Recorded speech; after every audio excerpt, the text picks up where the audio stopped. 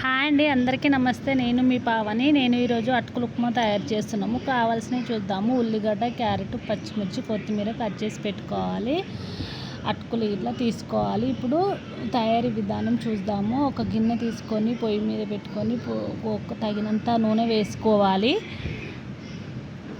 గిన్నె పెట్టి తగినంత నూనె వేసుకోవాలి.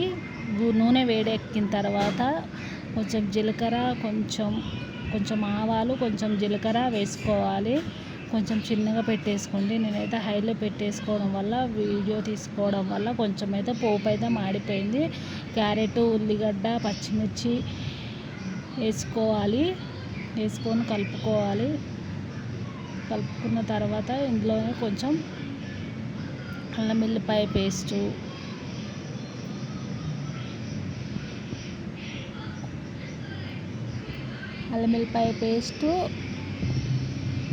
కొంచెం పసుపు ఇట్లా వేసుకోవాలి.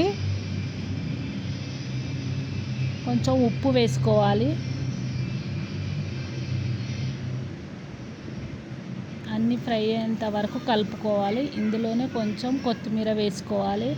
కొత్తిమీర, కరివేపాకు వేసుకోవాలి. నా దగ్గర కరివేపాకు లేకపోవడం వల్ల ఓన్లీ కొత్తిమీర మాత్రమే వేసుకున్నాను.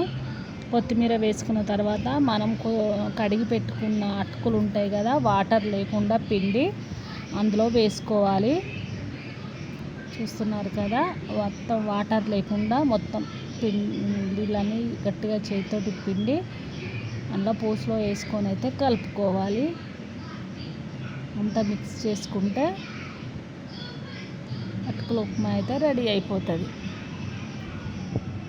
ఓకేనా ఫ్రెండ్స్, ఈ వీడియో మీకు నచ్చితే ప్లీజ్ ఒక లైక్ ఇచ్చుకోండి, సబ్స్క్రైబ్ చేసుకోండి. అబ్బా, అటుకుల ఉప్మానైతే ఇంతే ఈజీగా రెడీ అయిపోతుంది. అటుకుల ఉప్మా టేస్ట్ ఇట్లా చాలా బాగుంటుంది. ఒకసారి నచ్చితే కనుక ట్రై చేయండి.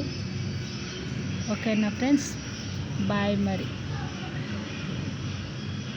ఎమ్మి అటుకుల ఉప్మా చూడండి ఎంత కలర్ఫుల్గా కనబడుతుందో, అంతే టేస్ట్గా ఇట్లా ఉంటుంది. Okay, bye.